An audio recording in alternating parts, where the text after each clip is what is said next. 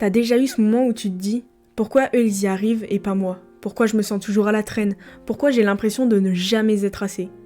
C'est fou comme la comparaison c'est devenu une habitude sans qu'on s'en rende compte. Tu te réveilles, tu scrolles sur ton téléphone et en 2 secondes, t'as déjà vu 10 personnes qui semblent avoir une vie parfaite. Du coup, tu fermes l'appli, mais la petite voix dans ta tête, elle reste. Regarde, eux ils ont réussi et toi, t'en es où ? On pense souvent que la comparaison c'est quelque chose de léger, un petit réflexe humain, mais en vrai, c'est un poison lent. Parce qu'elle t'éloigne de ta propre histoire. Tu passes plus de temps à regarder la vie des autres qu'à construire la tienne. Et au bout d'un moment, tu sais même plus si ce que tu veux c'est ton rêve ou juste le reflet de celui d'un autre. On compare nos débuts à leur réussite, nos galères à leur sourire, notre vrai à leur filtre. Et pourtant, tout le monde a ses failles. Même ceux qui paraissent mieux que toi ont leur zone d'ombre, leur lutte silencieuse. Mais ça, les réseaux te le montreront jamais. Mais il vient d'où ce besoin de se comparer ? C'est pas juste une question d'ego, c'est humain. On cherche tous à savoir où on en est, à trouver notre place. Mais le problème, c'est que dans ce monde, on mesure notre valeur à des chiffres. Nombre d'abonnés, notes, likes, argent, vues, succès. Et plus t'en vois, plus t'as l'impression que t'es en retard. Le pire, c'est que tu crois que les autres avancent vite. Mais parfois, t'oublies que chacun a un rythme différent. C'est comme comparer une graine et un arbre. L'un pousse en quelques jours, l'autre met des années avant de percer la terre. Mais ça veut pas dire qu'il est en retard, il est juste en train de grandir, doucement. Et toi aussi, t'es en train de grandir, même si ça se voit pas encore. Parlons du regard des autres. On cherche l'approbation, on veut plaire, être validé, et petit à petit, on laisse les autres définir notre valeur. Mais dis-toi un truc, les gens voient de toi ce que tu veux bien montrer, et toi tu vois des autres ce qu'ils veulent bien montrer. Donc en réalité, personne ne voit la vérité complète. On vit dans un théâtre géant, où chacun joue un rôle en espérant que les autres croient au décor. Souvent, la comparaison, c'est pas juste de la jalousie, c'est un manque de paix intérieure. Tu regardes l'autre et tu vois ce que tu crois ne pas avoir. Mais parfois, ce que tu cherches chez les autres, c'est juste un miroir de ce que tu dois réveiller en toi. Par exemple, quand tu vois quelqu'un confiant, peut-être que ça te rappelle que toi aussi, tu pourrais l'être. Quand tu vois quelqu'un réussir, peut-être que ça t'invite à te bouger, à croire un peu plus en ton potentiel. Et là, la comparaison peut se transformer en inspiration. Mais ça demande un switch mental. Passer de « pourquoi lui » à « qu'est-ce que ça m'apprend sur moi ?» Je vais te partager maintenant un peu ce que la foi m'a appris, sans faire de leçons quoi.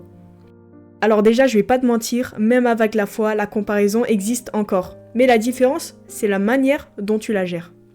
La foi m'a appris un truc simple. Ma valeur, elle dépend pas du regard des autres, elle dépend de celui qui m'a créé tel que je suis.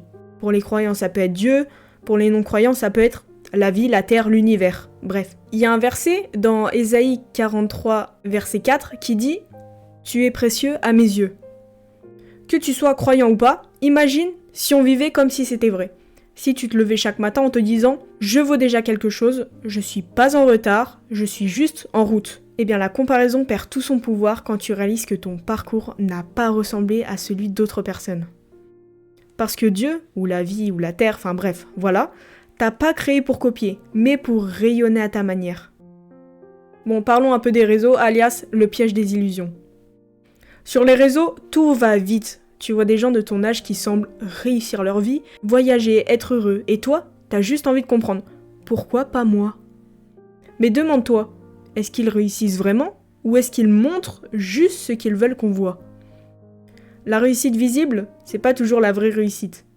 La vraie, elle se voit souvent dans le silence, dans la paix que t'as quand t'es seul avec toi-même, et ça, aucun algorithme peut te le donner.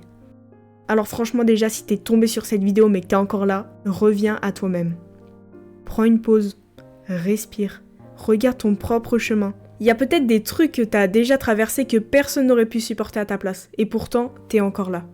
T'as encore la foi, ou au moins l'envie d'y croire. Ça, c'est déjà une victoire, bravo à toi. Mais comme c'est pas instagrammable, on l'oublie vite. Reviens à ce que tu as déjà, à ce que tu construis petit à petit. Parce qu'au fond, le plus beau, c'est pas d'avoir la même vie que tout le monde, c'est d'avoir une vie qui te ressemble. Alors pourquoi tu te compares tout le temps aux autres ? Parce que t'as oublié qui tu es, pas parce que tu vaux moins. T'as oublié que ton rythme, ton histoire, ton cœur, tout ça a une raison.